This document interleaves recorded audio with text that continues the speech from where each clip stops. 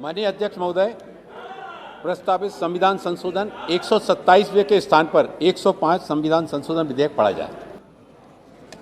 माननीय अध्यक्ष महोदय, आज एक बहुत ही ऐतिहासिक दिन है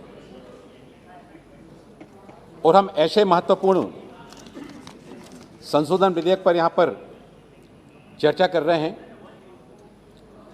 जो सामाजिक और शैक्षिक रूप से पिछड़े वर्गों के कल्याण के लिए प्रावधान करने के जो राज्य के अधिकार हैं उसका सम्मान करने वाले संघीय ढांचे को बहाल करने के लिए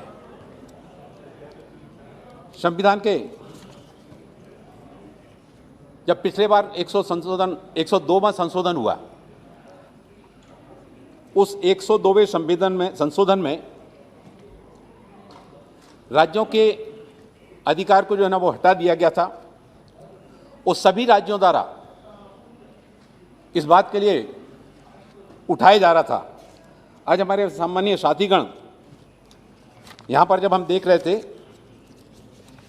कि अन्य विषयों को लेकर बहुत सारी विसंगतियाँ थीं, लेकिन मुझे बहुत प्रसन्नता है कि ओबीसी के इस संविधान संशोधन विधेयक के संबंध में एक तरह से सभी ने अपने आपके अनुरोध पर सहमति जताते हुए और बात रखने का अवसर प्रदान किया।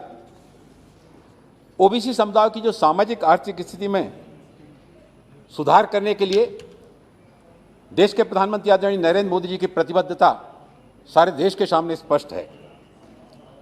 माननीय प्रधानमंत्री नरेंद्र मोदी जी ने इस दिशा में कई ऐतिहासिक कदम उठाए हैं। जो पिछले दिनों ओबीसी के कल्याण के लिए जो निर्णय लिए गए, उसके कारण से ओबीसी के समुदाय में एक विश्वास का भाव जागृत हुआ है।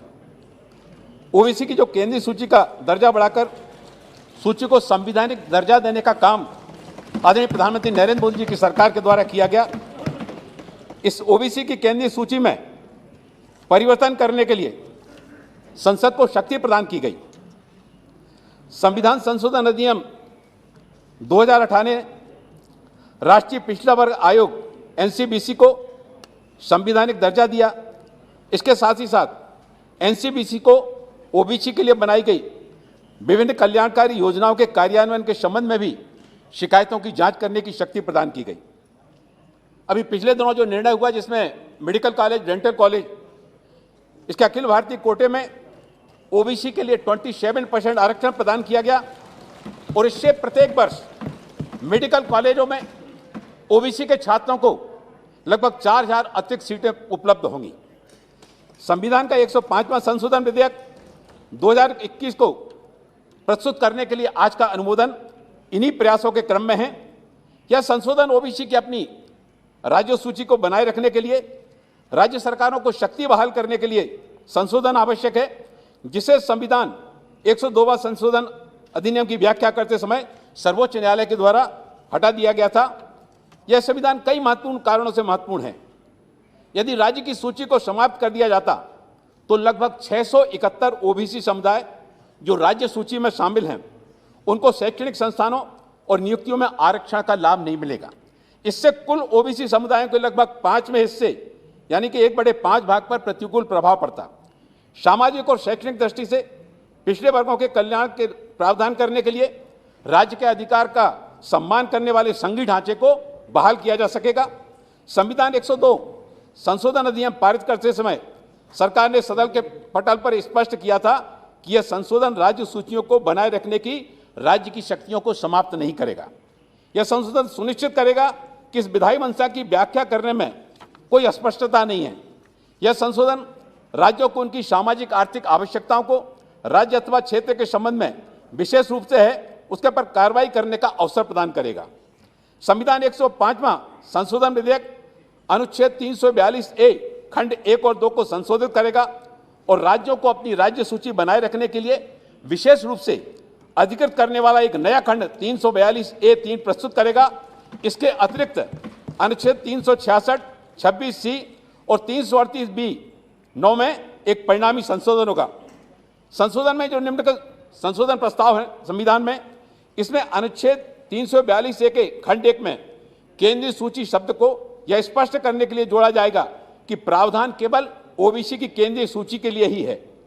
अनुच्छेद 342A के खंड 2 में एक स्पष्टीकरण पेड़ा जोड़ा जाएगा जिसमें उल्लेख होगा कि केंद्रीय सूची का अर्थ केंद्र सरकार के द्वारा और उसके लिए तैयार और बनाए गए सामाजिक शैक्षणिक रूप से पिछड़े वर्गों की सूची है। इससे अस्पष्टता से बचा जा सकेगा। अनुच्छेद 342A में एक नया खंड 3 जोड़ा जाएगा जिसमें यह प्रावधान होगा कि प्रत्येक राज्य या संघ राज्य क्षेत्र कानून द्वारा अपने उद्देश्यों के लिए सामाजिक और शैक्षणिक रूप से पिछड़े वर्गों की एक सूची तैयार कर सकता है और बनाए रख सकता है, जिससे राज्यों को राज्य संस्थानों में जो प्रविष्टियां एक सूची जो बनाएगा राज्य सरकार, उसमें जो प्रविष्टियां होंगी वो केंद्र की सूची से भिन्न हो सकती हैं। इससे राज्यों को राज्य संस्थानों में प्रवेश और राज्य सरकार की नौकरियों में नियुक्तियों के लिए ओबीसी की अपनी राज्य सूची बनाए रखने का अधिकार होगा।